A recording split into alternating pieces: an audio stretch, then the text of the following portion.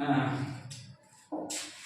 Class, good morning. तो आज हम लोग देखने वाले हैं कि आज हम लोग थोड़ा सा चार्ज के बारे में देखेंगे। ठीक है, समझ गए ना। आज हम लोग थोड़ा से चार्ज के बारे में थोड़ा सा बेसिक जानकारी, अगर देखिए बेसिक जानकारी हमारे पास होगी ना तो ये हमारे लिए थोड़ा सा पॉजिटिव एनर्जी होगी। समझ गए ना।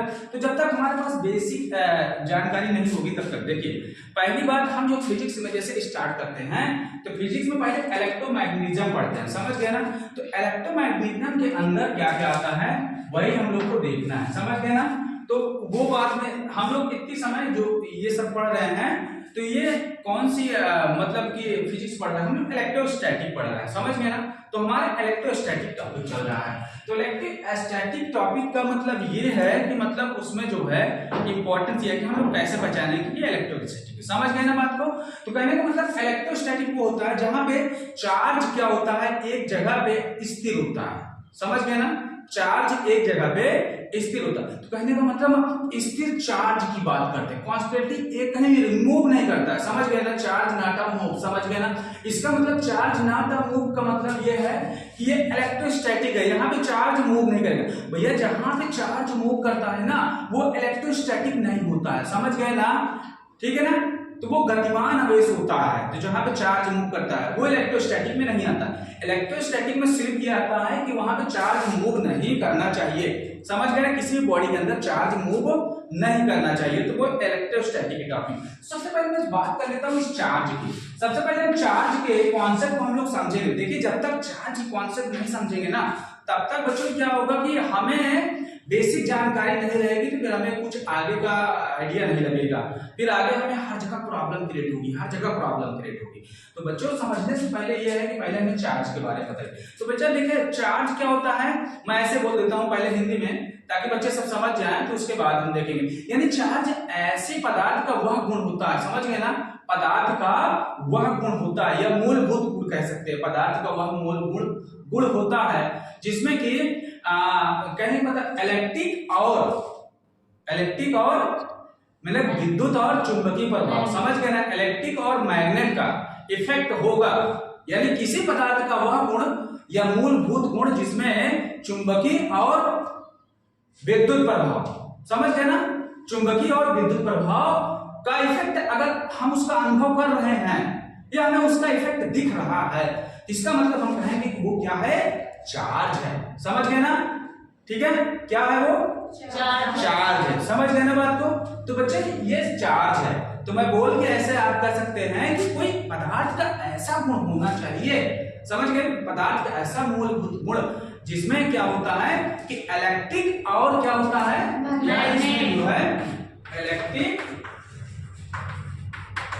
Plus magnet, electric plus magnet, इन दोनों के इफेक्ट होते हैं। समझ गए ना। इन दोनों के इफेक्ट हम फील कर सकते हैं। क्या कर सकते हैं, फील। अगर हम इन दोनों का इफेक्ट फील कर रहे हैं, देखिए इलेक्ट्रिक का मतलब क्या हुआ, इलेक्ट्रिक मतलब इलेक्ट्रॉन फ्लो करना। अगर देख बच्चे इलेक्ट्रॉन फ्लो करेगा तो करंट का फ्लो होगा। समझ गए। करंट फ्लो होगी जब इलेक्ट्रॉन फ्लो होगा।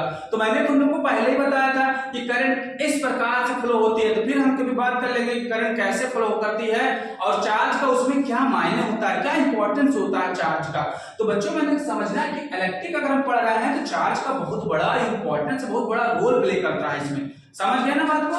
तो बच्चों जैसे कि मैंने बताया ना चार्ज के बारे में, अब तो मुझे लगता है समझ में आ गया होगा कि चार्ज है क्या चीज। मतलब पदार्थ का ऐसा कोई मूलभूत गुण जो होता है, जो किसी पदार्थ में ऐसा कोई मूलभूत गुण जिसमें क्या इलेक्ट्रिक और मैग्नेटिक इफेक्ट का अनुभव हम फील कर सकते हैं आराम से। समझ गए ना।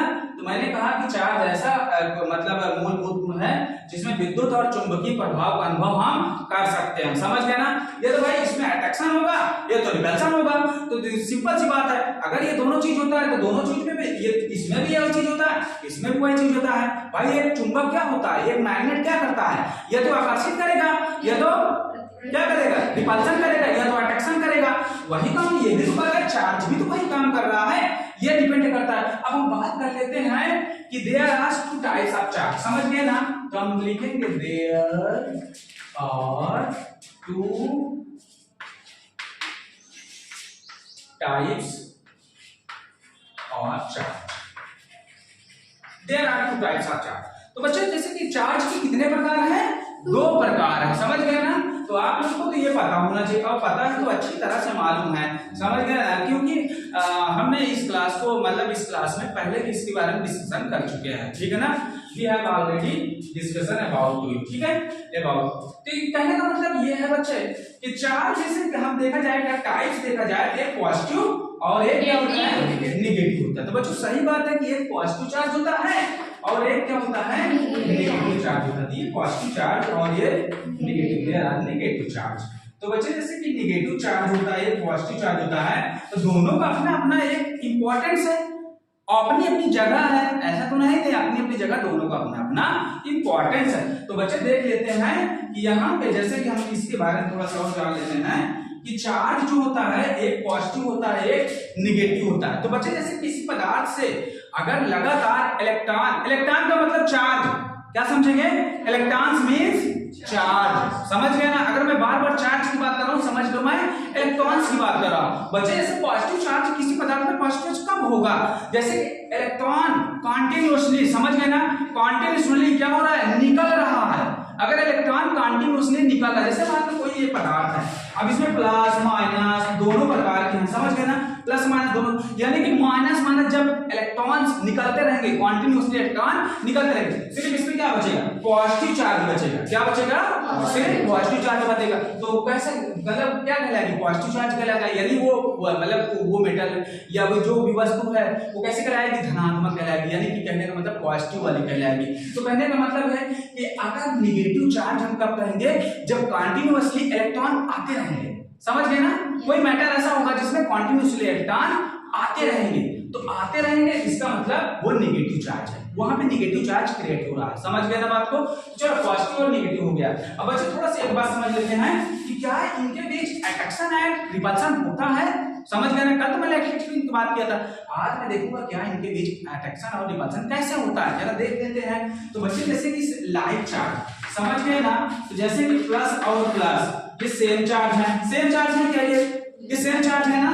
तो जैसे बच्चों की अब ये भी तो सेम चार्ज है, तो बच्चों ये भी सेम चार्ज है, ये भी सेम चार्ज है। जैसे प्लस और प्लस के बिटवीन, तो प्लस और प्लस और बिटवीन माइनस और माइनस, इनके बीच देखा जाए तो बच्चों यहाँ पे कैसा है कि अगर सेम चार्ज, क्या बोलेंगे बच्चों, सेम चार्ज, समझ गए ना, ये सेम चार्ज है ना, तो ये सेम चार्ज, तो बच्चों सेम चार्ज के मध्य यानी कि इनके बीच जो फोर्स ऑफ अट्रैक्शन, समझ गए, फोर्स ऑफ अट्रैक्शन रिपल्शन, समझ गए ना, सेम चार्ज के मध्य लगने वाले जो फोर्स होता है उनको कहते हैं फोर्स ऑफ रिपल्शन। तो हम लोग यहाँ कहेंगे इनके मध्य जो भी बल लगेगा यानी जो फोर्स लगेगा उसे हम कहेंगे फोर्स ऑफ रिपल्शन, ठीक है ना। तो बच्चों मैं लिख दे रहा हूँ फोर्स ऑफ रिपल्शन, रिपल्शन, समझ गए ना। तो इसे ये है फोर्स ऑफ रिपल्शन, क्या समझ गए। तो इन चार्ज को बेटा क्या कहते हैं, इन चार्ज को कहते हैं, अगर ऐसे चार्ज रखे गए हैं तो इन चार्ज को कहेंगे लाइक चार्ज, क्या कहेंगे, लाइक चार्ज। ये किस प्रकार की चार्ज है, ये लाइक चार्ज, इसे बोलते हैं लाइक चार्ज। हिंदी में जो कहेंगे इनको जैसे कहेंगे, इनका मतलब ये होता है कि समान आवेश के चार्ज, समझ गए ना, समान आवेश, ठीक है ना, समान आवेश का मतलब सजातीय आवेश, जो हिंदी वाले हमारे बुक में राइट है वो क्या लिखा है, सजातीय आवेश, और हम लोग ऐसे कहते हैं कि लाइक चार्ज बोलते हैं। बात समझ में आया। अब चलिए अलग अलग चार्ज की बात कर लेते हैं थोड़ा सा, ठीक है ना। तो ये प्लस और एक माइनस और दूसरा प्लस। जब कभी ऐसी नौबत आए तो देखिए दोनों चार्ज अलग अलग है ना, तो बच्चे जब दोनों चार्ज अलग अलग है तो ये चार्ज डिफरेंट है, ये सेम चार्ज नहीं है, डिफरेंस है। तो बच्चों इनके बीच कैसा फोर्स लगेगा, फोर्स ऑफ, बिल्कुल सही बताया, फोर्स ऑफ अट्रैक्शन। तो इनके बीच बेटा फोर्स ऑफ अट्रैक्शन होगा। तो बच्चों देखिए इनके बीच फोर्स ऑफ अट्रैक्शन होगा, और इनके बीच जो फोर्स ऑफ अट्रैक्शन है यानी इन चार्जों के इस प्रकार के चार्ज को हम क्या बोलते हैं, क्या बोलते हैं, इस विजातीय आवेश को बोलते हैं, ठीक है। इनको बोलते हैं अनलाइक चार्ज, क्या बोलते हैं, अनलाइक चार्ज बोलते हैं, ठीक है ना। इनको हम लोग बोलते हैं अनलाइक चार्ज बोलते हैं, ठीक है बच्चे। इनको बोलते हैं अनलाइक चार्ज। अगर चार्ज सेम नहीं है तो उनको अनलाइक चार्ज, और चार्ज सेम है तो उनको लाइक चार्ज बोलेंगे। समझ गए ना? तो इसमें फोर्स ऑफ रिपल्सन होगा, अगर चार्ज सेम है फोर्स ऑफ रिपल्सन, और यहाँ पे चार्ज अलग अलग है तो फोर्स ऑफ अट्रैक्शन। तो बच्चों चार्ज के बारे में बात हो गई है, थोड़ा सा मैं बात करें यूनिट की बात कर ले रहा हूँ। ठीक है बच्चों, जब मैं यूनिट की बात कर रहा हूँ तो बच्चों जैसे यूनिट, अगर हम यूनिट देखें तो इसका यूनिट कूलाम होता है। ठीक है ना, सब जानते हैं इसका यूनिट कूलाम होता है। समझ गए ना कि इसका यूनिट कूलाम होता है। अगर मैं इसमें राशि की बात करूं कि कौन सा क्वांटिटीज है, समझ गए ना, कौन से फंडामेंटल क्वांटिटीज है, सॉरी फंडामेंटल नहीं, फिजिकल क्वांटिटीज, कौन से फिजिकल क्वांटिटीज है। तो बच्चों अगर बात कर लिया जाए कौन सी फिजिकल क्वांटिटीज, तो बताइए चार्ज कौन सी राशि होती है, कौन सी क्वांटिटीज होती है चार्ज? स्केलर क्वांटिटी, अदिश राशि। समझ गए ना? तो चार्ज क्या होती है बच्चों? स्केलर क्वांटिटीज होती है। समझ गए ना? तो चार्ज हमारा स्केलर क्वांटिटीज होती है। समझ गए ना? तो चार्ज हमारा अदिश राशि होती है। ठीक है ना? तो मुझे लगता है कि ये सारी बातें आपको समझ में आ गई होगी अच्छे से कि चार्ज है क्या चीज। समझ गए ना बात को? तो मुझे लगता है कि आप थोड़ा से इसी पे मैं अपनी ठीक है यहीं पे स्टार्ट कर रहा हूँ क्लास को। तो मुझे लगता है कि सारी बातें समझ में आ गई। ठीक है ना? That's all.